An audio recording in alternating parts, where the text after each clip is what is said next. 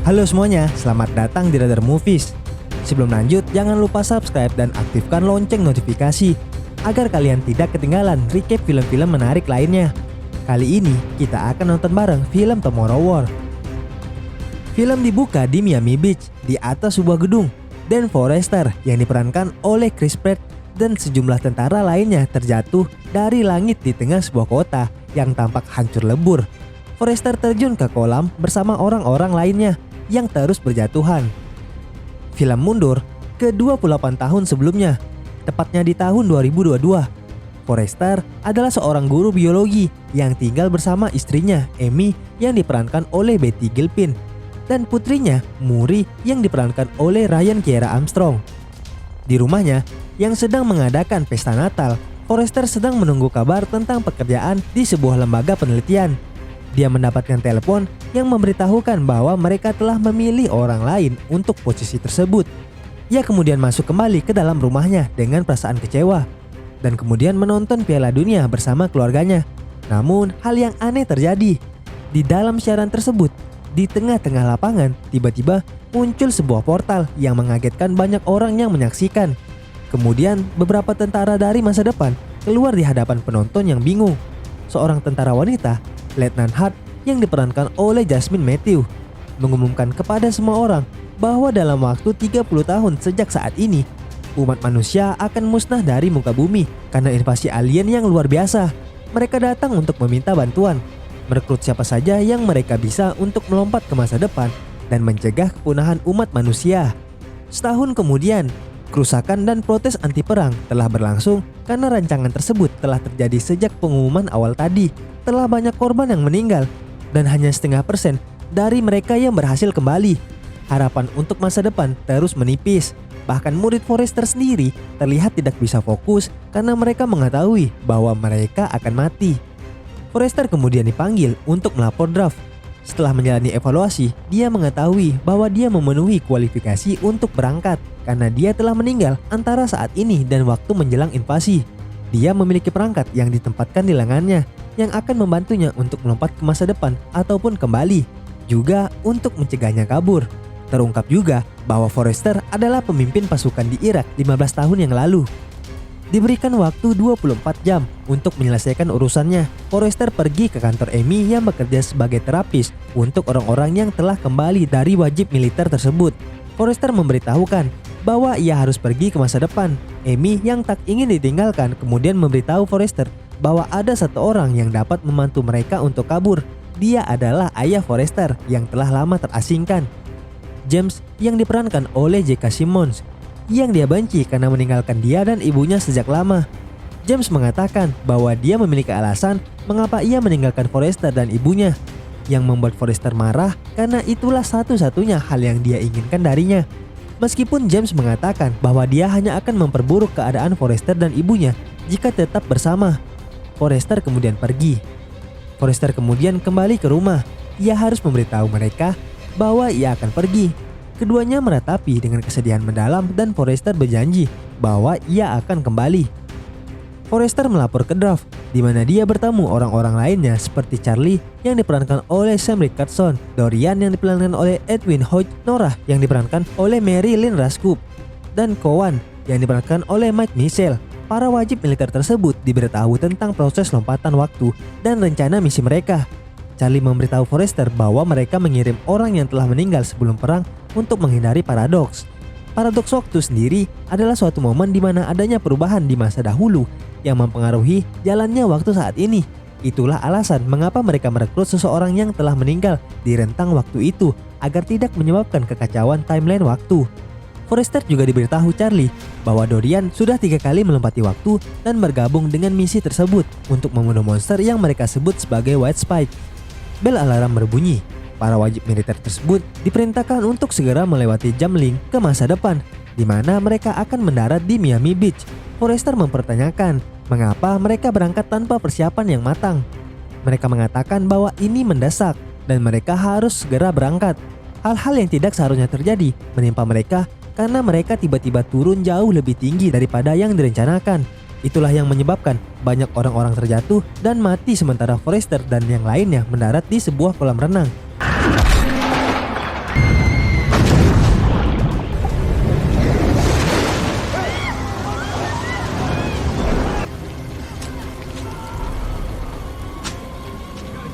Setelah keluar, Forrester melapor ke kolonel yang diperankan oleh Yvonne Strahovski yang memberitahu tim bahwa militer akan melakukan pemboman menyeluruh di daerah itu untuk memusnahkan makhluk hidup apapun. Dia memberitahu tim untuk menyelamatkan personel lab yang terjebak sebelum bom dijatuhkan. Tim bergerak maju ke fasilitas di mana mereka menemukan para kru lab yang sudah tak bernyawa lagi, tetapi tim berhasil mengambil beberapa sampel penelitian mereka. Segera, tim berhadapan langsung dengan White Spike yang cepat dan mematikan dengan ekor yang seperti cambuk. Forrester dan krunya berhasil membunuh beberapa White Spikes saat mereka berlari, tapi Cowan jatuh melalui terowongan. Forrester mencoba membantunya, namun White Spikes semakin mendekat. Nora dan Cowan mengorbankan diri mereka untuk tinggal di belakang untuk menahan monster itu sebanyak mungkin. Tepat sebelum militer menjatuhkan bom di terowongan, membunuh Nora, Cowan, dan para White Spike.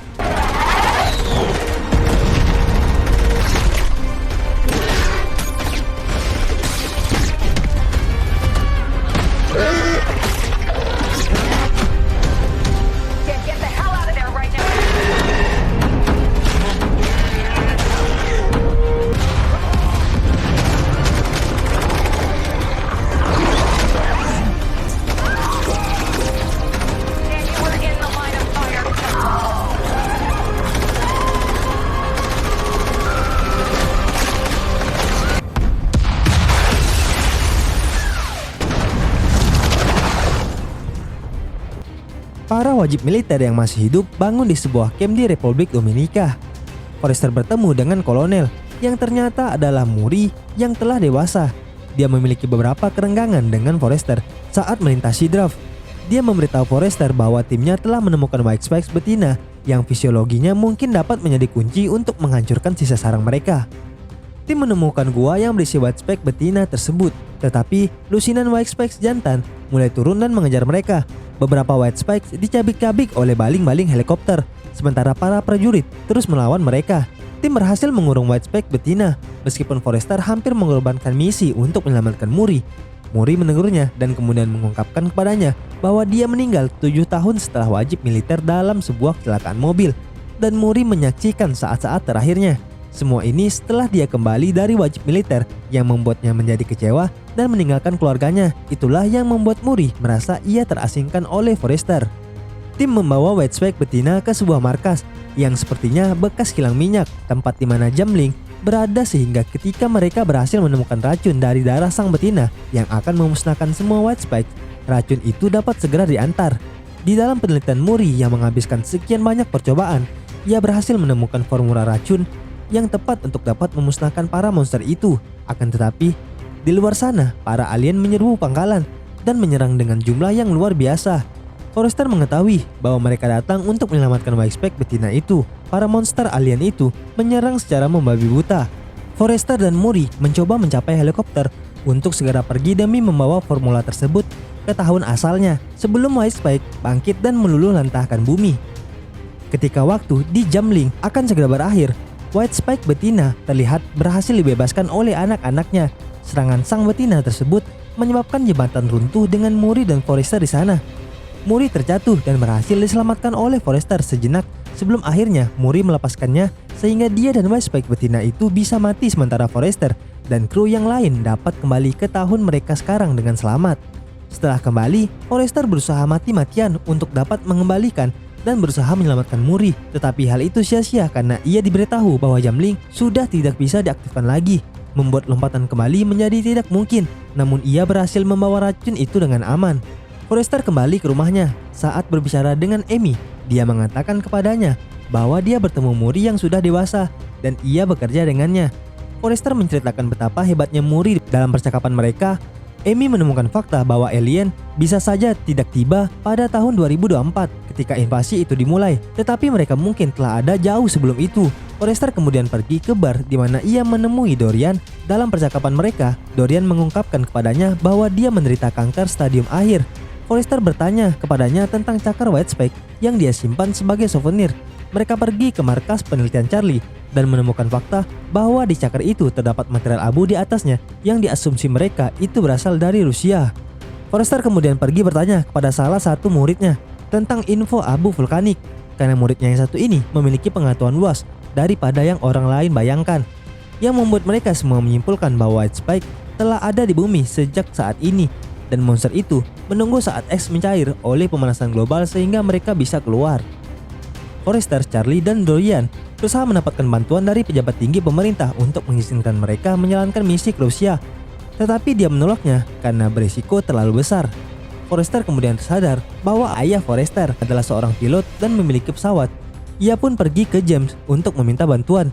Mereka akhirnya berangkat dengan Lieutenant Hart, akhirnya bergabung dan berhasil melipat gandakan racun yang Forrester bawa. Mereka pun berhasil sampai ke Rusia dan dalam perjalanan mereka berhasil menemukan pesawat para White Spike yang tertimbun oleh es. Ternyata pesawat itu bukanlah milik para White Spike, melainkan mereka adalah spesies berbeda yang membawa White Spike ke dalam kargo untuk melenyapkan suatu planet. Mereka melanjutkan untuk menyuntikkan racun tersebut kepada para White Spike yang masih dalam kantungnya. Tetapi beberapa White Spike bangun dan mulai menyerang. Setelah pertempuran sengit, Dorian mengorbankan dirinya untuk menahan White Spike, sehingga Forrester dapat pergi dan mengatakan ia bangga mati dengan cara seperti ini. Ia pun kemudian mengaktifkan bom dan menghancurkan seluruh pesawat serta isi-isinya. Sayangnya, James melihat bahwa White Spike betina masih hidup karena berhasil keluar. Saat itu juga Forrester langsung mengejarnya.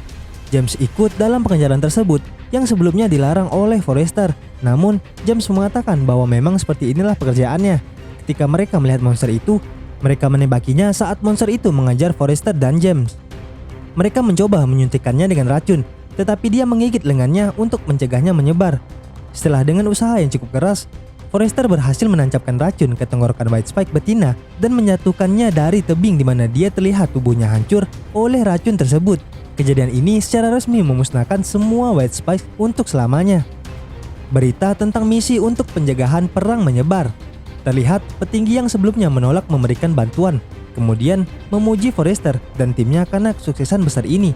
Forrester pun bertemu kembali dengan Amy dan Murray, dan dia memperkenalkan Murray kepada kakeknya James dan cerita pun berakhir. Terima kasih telah menyaksikan video Radar Movies. Jangan lupa like, komen, dan share video ini, tekan subscribe dan aktifkan lonceng notifikasi agar kalian tidak ketinggalan recap film-film menarik lainnya. Stay tune.